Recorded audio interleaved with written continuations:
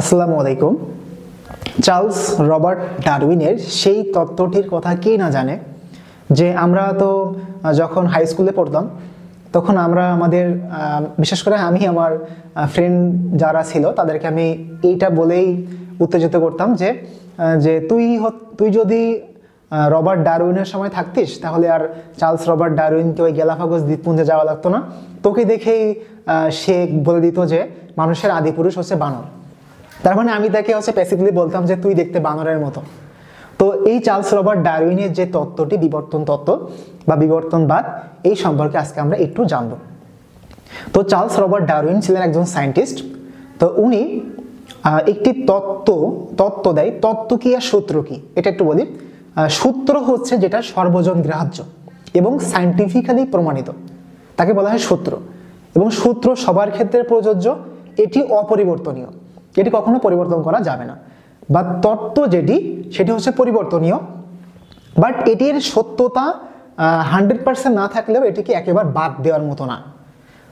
তো তোমার ডারউইনের তত্ত্বটি কিন্তু বর্তমান যুগে এসে একটু বিতর্কিত যে এটি আলটিমেটলি সঠিক কিনা। তারপরেও এটিকে আমরা তথ্য হিসেবে এখনো পর্যন্ত স্বীকৃতি দেই। তো চলো, তার সেই তত্ত্বটি কি ছিল। চার্লস রবার্ট ডারউইনের একটি জাহাজ ছিল, যে জাহাজের নাম হচ্ছে HMS বিগল। তো এই HMS বিগল জাহাজে করে উনি একটা দ্বীপে যায়। এই দ্বীপটার নাম হচ্ছে গ্যালাপাগোস দ্বীপপুঞ্জ। এই গ্যালাপাগোস দ্বীপপুঞ্জে যে উনি কয়েকটি বিষয় অবজার্ভ করে। উনি ওখানে দেখে যে ওই দ্বীপের পাড়ে কিছু এক শ্রেণীর পাখি থাকে, যে পাখিরা পানির ভিতর থেকে ঠোঁট দিয়ে মাছ ধরে। তো এই পানির ভিতর থেকে ঠোঁট দিয়ে মাছ ধরার জন্য উনি খেয়াল করে যে সব পাখিদের ঠোঁট হচ্ছে ছোট ছোট, কিন্তু যে পাখিগুলা এই পানির ভিতর দিয়ে ঠোঁট দিয়ে মাছ ধরে খায় তাদের ঠোঁটটা হচ্ছে লম্বা। তো তখন ওনার মাথায় একটু স্ট্রাইক করলো যে কেন, যে এদের ঠোঁটটা কেন লম্বা। তো ঠিক আছে, উনি আরো কিছু পথ গেল, যে একটা তৃণভূমি এলাকায় চলে গেল, একটা বন জঙ্গল এলাকায় চলে গেল, যে উনি দেখে যে এখানে সমস্ত প্রাণীগুলা মাটিতে ঘাস খায়। যেমন সেখানে হরিণ ছিল বা যারা গবাদি পশু ছিল, গরু, এরা কি করে, এরা মাটি থেকে ঘাস খায়। আর জিরাফ তারা গাছের উপর থেকে পাতা খায়। তা জিরাফ কিন্তু মাটি থেকে ঘাস খায় না, তাদের ঘাড় যেহেতু লম্বা, তারা গাছের উপর থেকে ডগার পাতাগুলোকে খায়। তো উনি এইগুলোকে দেখে উনি একটু চিন্তা করলেন যে আসলে ব্যাপারটা কি। তখন ওনার মাথায় একটা বুদ্ধি আসলো বা একটা তত্ত্ব উনি আবিষ্কার করছে যে মানুষ তার প্রয়োজনের তাগিদে তার নিজেকে পরিবর্তন করে, অর্থাৎ পরিবেশের সঙ্গে নিজেকে খাপ খাইয়ে নেওয়ার জন্যে মানুষের ভিতরে যে পরিবর্তন, এটাকেই উনি বলছে বিবর্তন তত্ত্ব বা বিবর্তন বিদ্যা। এখন উনি তাহলে এই মানুষকে ডিফাইন করছে কিভাবে, যে মানুষের অ্যানসেস্টর বা মানুষের পূর্বপুরুষ ছিল একসময় বানর, মানকি। তো এই মানকি থেকে মানুষের আলটিমেটলি আবির্ভাব।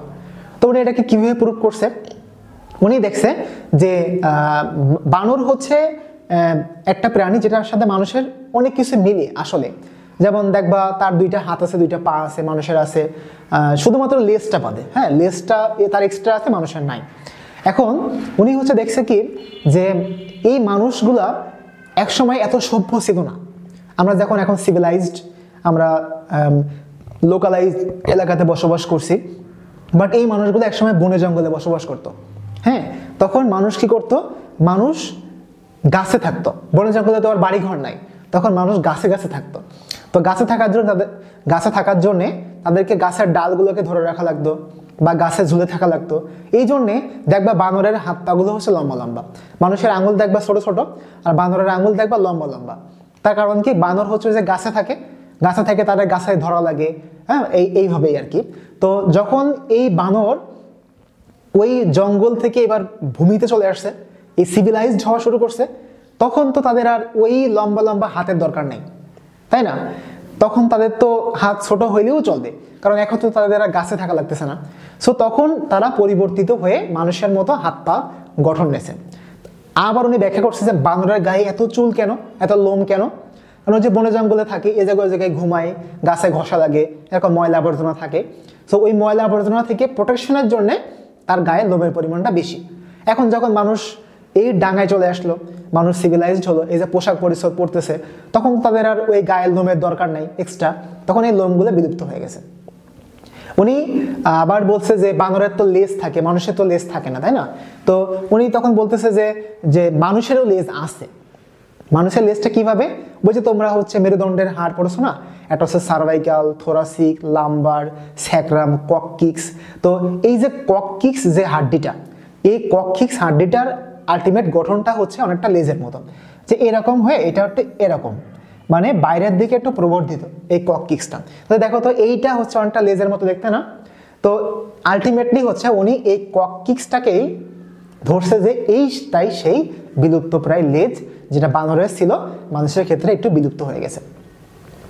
এখন এই যে বিষয়গুলো সম্পর্কে আমি বললাম, এই সার্বিক তত্ত্বের আবিষ্কারক হচ্ছে চার্লস রবার্ট ডারউইন, যিনি সেটিকে বিবর্তন হিসেবে মানুষের সামনে উপস্থাপন করছেন। যদি আমি একটা বর্তমান যুগের উদাহরণ দিয়ে তোমাদেরকে বোঝাই, সেটি হচ্ছে ধরো যে যারা বিশেষ করে কলকারখানায় কাজ করে, ইটের ভাটায় কাজ করে, যারা গ্রামে খুব বেশি হার্ড ওয়ার্ক করে, পরিশ্রম করে, তুমি তাদের সাথে হাতে হাত দিবা, একটু হ্যান্ডশেক করে দেখবা তাদের হাতটা কেমন, দেখবে একদম শক্ত। তাদের হাতে হাত দিলে তাহলে মনে হয় তুমি লোহায় হাত দিছো। বাট যারা শহরাঞ্চলে থাকে, কাজ করে না, সারাদিন সেডেন্টারি লাইফস্টাইল লিড করে, তাদের হাতগুলো কেমন সফট, নরম। তাহলে দেখো কেন ওই ফার্মার বা যারা ওয়ার্কার তাদের হাতগুলো কেন শক্ত? কারণ তারা এমন কিছু কাজ করে, তারা এমন এনভায়রনমেন্টে থাকে যে এনভায়রনমেন্টের প্রয়োজনের তাগিদে তাদের হাতগুলো কিন্তু শক্ত হয়ে গেছে। যেমন তুমি আরো ইজিলি বুঝতে পারবা, দেখো আমাদের হাতের যে মাসেল, এই মাসেলটা কি সবচেয়ে বেশি পাওয়ারফুল? এটা কি বেশি শক্ত? নাকি আমাদের পায়ের যে কাপ মাসেলগুলো থাকে, অর্থাৎ হাঁটুর নিচের যে মাসেলগুলো, দেখবা যখন আমরা হাঁটি তখন ওই হাঁটুর মাসেলগুলো একদম টাইট শক্ত হয়ে থাকে। এটা সবার ক্ষেত্রেই হয়। বাট হাতের মাসেলগুলো কিন্তু দেখবা এগুলো খুব একটা শক্ত হয় না। তার কারণ কি? একটা মানুষ হাতকে কত সময় ব্যবহার করে? খুবই কম সময়। বাট দেখো সে সবসময় হাঁটতেছে, সে সবসময় দৌড়াচ্ছে, তার মানে কি তার পায়ের ব্যবহার হচ্ছে বেশি। এই কারণে তার পায়ের মাংসপেশিগুলো হচ্ছে টাইট, শক্ত হয়ে গেছে প্রয়োজনের তাগিদে। অর্থাৎ এটিকেও কিন্তু আমরা এক ধরনের বিবর্তন বলতে পারি। এটিকে আলটিমেটলি বলা হয় বিবর্তন তত্ত্ব। যে বিবর্তন তত্ত্ব আবিষ্কার করছে কে? Charles Robert Darwin.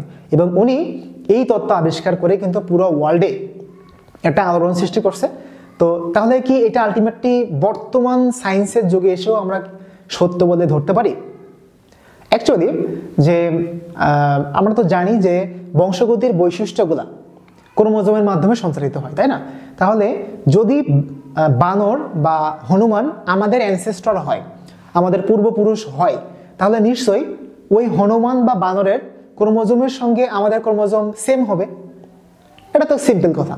বর্তমান সায়েন্সের যুগে এসে এটা একটা ক্লাস 5-এর বাচ্চাও জানে যে ওই ক্রোমোজোমের অর্থাৎ অমিল থাকবে না। বাবা মায়ের যে ক্রোমোজোম থাকবে তার পূর্বপুরুষের সেই ক্রোমোজোম থাকবে। অর্থাৎ বানর যদি আমাদের পূর্বপুরুষ হয় তাহলে কিন্তু তাদের ক্রোমোজোম সংখ্যা, ক্রোমোজোমের যে কোয়ালিটি দেখতে যেমন, সেটা কিন্তু আমাদের মতো হুবহু হবে। এখন যদি দেখো যে এখন বানরের ক্রোমোজোম কি আমাদের মতো আলটিমেটলি মানুষের মতো? না, বানরের ক্রোমোজোম কিন্তু আমাদের মতো নয়। সুতরাং যেহেতু ক্রোমোজোমের মতো একটা জায়গায় আমরা চলে আসছি আজকে সায়েন্সের যুগে, সো আমরা কিন্তু আর এই ডারউইনের তত্ত্বকে সঠিক বলে এখন বলতে পারি না। তবে ডারউইনের তত্ত্বকে একেবারে ফেলে দেওয়ার মতো না। কিভাবে? কারণ মানুষের সঙ্গে দুইটা প্রাণীর ক্রোমোজোমের সঙ্গে খুব বেশি মিলে যায়। অর্থাৎ মানুষের সাথে দুইটা প্রাণীর ক্রোমোজোম বা ডিএনএ খুব বেশি মিল আছে। তার মধ্যে একটি হচ্ছে এই মানকি বা হনুমান বা বানর। এই বানরের ক্রোমোজোমের সঙ্গে মানুষের ক্রোমোজোমের সবচেয়ে বেশি মিল আরেকটি প্রজাতি, সেটি হচ্ছে শূকর বা পিগ। এই শূকর এবং বানর এই দুইটা প্রজাতির ক্রোমোজোমের সঙ্গে বা ডিএনএর সঙ্গে মানুষের ডিএনএ সবচেয়ে বেশি মিলে যায়। সো এমনটা হতেও পারে, আমি অ্যাকচুয়ালি জানি না যে ডারউইনের তত্ত্ব হয়তো সত্য হতেও পারে। কারণ দেখো এই যে আইনস্টাইনের নাম তোমরা জানো, আইনস্টাইন একটা তত্ত্ব দিয়েছিল E=mc²। উনি বলছিল যে যদি কোনো প্রাণীকে তোমার আলোর চেয়ে বেশি বেগ দেওয়া যায়, অর্থাৎ আলোর বেগ কত? 3 লক্ষ কিলোমিটার, 3 লক্ষ মিটার পার সেকেন্ড, এরকম 3 × 10⁸। তাহলে এত বেগে যদি একটা প্রাণীকে এর চেয়ে যদি বেশি বেগ দিয়ে পাঠানো হয় তাহলে ওই প্রাণীর বয়স আস্তে আস্তে কমতে থাকবে। তো এই কথাটা যখন আইনস্টাইন প্রথমে বলছে তখন সবাই তো তাকে পাগল বলেছে। বাট আজকে কিন্তু সায়েন্সের যুগে এসে আমরা বুঝতে পারছি যে না, আইনস্টাইনের সেই তত্ত্বটি সঠিক ছিল, যে যদি কোনো প্রাণীকে এরকম বেগ দেওয়া হয় তাহলে হচ্ছে মানুষের বয়স আস্তে আস্তে কমতে থাকবে। হ্যাঁ, অর্থাৎ হয়তো ধর্মীয় দিক থেকে এটি সঠিক আমি বলবো না, কিন্তু সায়েন্সের থিওরি অনুসারে কিন্তু এই আইনস্টাইনের তত্ত্বটি এখন অনেকটাই যুক্তিযুক্ত। হ্যাঁ, এবং এই উপরে একটা মুভিও আছে, তোমরা দেখতে পারবা। তো যাই হোক, ডারউইনের তত্ত্বের যে সত্যতা একেবারে নেই এটা বলা যাবে না, বাট সেটি এখনো পর্যন্ত সূত্র নয়, সেটা এখনো পর্যন্ত তত্ত্ব। সো তত্ত্ব হচ্ছে পরিবর্তনশীল বা সেটি ভুল হতে পারে, কিন্তু সূত্র কখনোই ভুল হবে না। তো আজকে এই পর্যন্তই, সবাইকে ধন্যবাদ।